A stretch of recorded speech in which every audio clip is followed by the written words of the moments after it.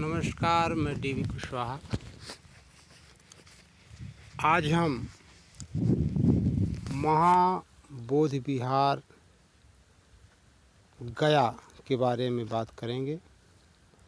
वर्तमान में यह बहुत चर्चा का विषय है और राष्ट्रीय और अंतर्राष्ट्रीय परिदृश्य में एक चर्चित विषय बना हुआ है। हम इस पर चर्चा करें इसके पहले जान लें कि महाबोधि विहार की खोज किसने की। जैसा कि हम जानते हैं कि भारत में जो बौद्धकालीन स्थल हैं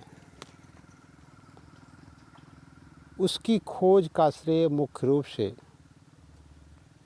अलेक्जेंडर कनिंघम को जाता है। आज हम सिर्फ महाबोधि विहार गया के बारे में बात करेंगे।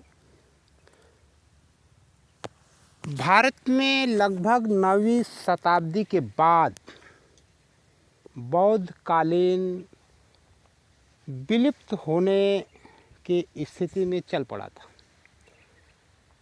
1206 से लेकर के मुगलकालीन या सल्तनत काल में लगभग पुरातत्व जो स्थल थे बौद्धकालीन वो खो चुके थे या विलुप्त हो चुके थे, या कहिए कि दृश्यहीन हो चुके थे और बौद्ध स्थल नहीं थे कह लें हम।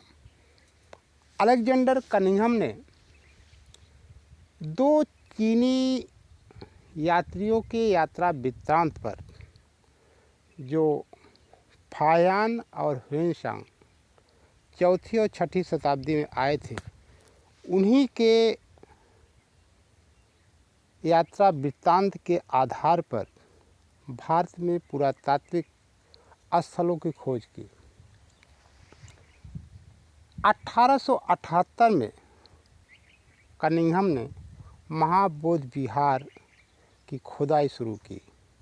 इस खुदाई में बर्मा के तत्कालीन शासक ने अपनी महत्वपूर्ण भूमिका निभाई।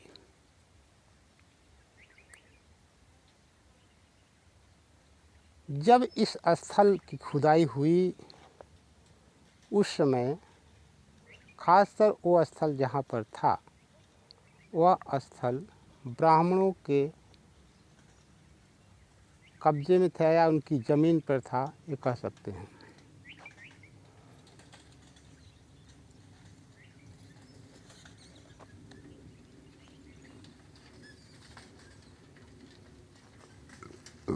पुरातात्विक स्थल में बोध गया सबसे प्रसिद्ध स्थल है, क्योंकि भगवान बुद्ध को यहीं पर ज्ञान की प्राप्ति हुई थी, इनलाइटमेंट हुआ था। यहीं पर उन्होंने अपनी विभिन्न प्रकार की साधनाएं, अभ्यास और शिक्षाओं को प्राप्त किया। आज़ादी के बाद, आज़ादी के पहले यह विभिन्न प्रकार का विवाद का विषय हुआ। BTMC जो कमेटी बनी, बौद्ध टेम्पल मैनेजमेंट कमेटी, वो 1949 में 9 लोगों को बनी, जिसमें 4 ब्राह्मण रखे गए, 4 बौद्ध रखे गए और वहाँ का DM भी उसका एक सदस्य होता था। इस प्रकार से 9 की संख्या थी, लेकिन DM का हिंदू होना भी अनिवार्य था। दोनों में चूँकि धार्मिक मान्यताएं अलग है, इसलिए दोनों में विवाद शुरू हो गया। समय समय पर इसके लिए विभिन्न प्रयास किए गए, लेकिन आज भी यह विवाद का विषय बना हुआ है। बोधगया में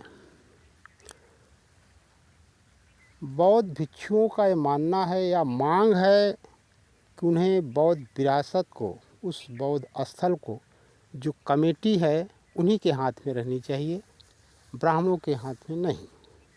इसी को लेकर लगातार प्रयास चल रहा है। उनका मानना है या उनका कहना है या कह लें कि जो यथार्थ में होता है कि जिस धर्म का स्थल होता है ठीक उन्हीं लोगों का व्यवस्थापन भी होता है और उन्हीं लोगों से संबंधित लोग सदस्य भी होते हैं। उनकी मांगें जायज़ है या गलत है, यह पाठकों पर मैं छोड़ता हूँ या व्यूअर्स पर छोड़ता हूँ कि क्या किसी धर्म से संबंधित स्थल को दूसरे धर्म को संबंधित व्यक्तियों को सम्मिलित कर किया जाना चाहिए या नहीं किया जाना चाहिए। इसी मांग को लेकर के आज 12 फरवरी से लेकर के आज तक भूख हड़ताल पर बौद्ध भिक्षु बैठे हुए हैं और इस न्याय और समता की लड़ाई के लिए वे अपने प्राणों की आहुति देने के लिए भी तैयार हैं। आगे क्या होता है फिर जैसा होगा हम फिर आपसे मिलेंगे, तब तक के लिए थैंक यू वेरी मच।